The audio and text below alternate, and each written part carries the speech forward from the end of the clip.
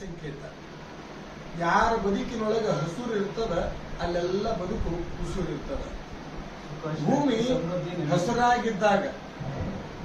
ಹಸರಾಗಿದ್ದಾಗ ಬ್ಯಾಸಗಿ ಟೈಮ್ನೊಳಗೆ ಭೂಮಿ ನೋಡೋದಕ್ಕೂ ಮಳೆಗಾಲಕ್ಕೆ ಭೂಮಿ ನೋಡೋದಕ್ಕೂ ಬಹಳ ವ್ಯತ್ಯಾಸ ಇರ್ತದೆ.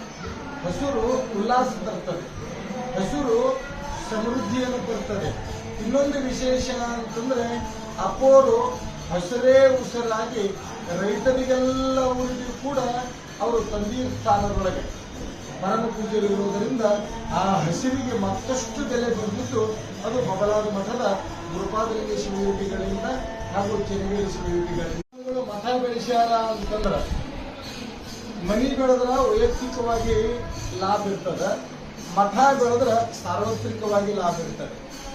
ಆ ಆಲೋಚನೆಯನ್ನು ಕಂಡೇ ಪರಮ ಪೂಜ್ಯ ಸದ್ಗುರು ಚೆನ್ನಗೇರಿ ಶಿವಯೋಗಿಗಳವರು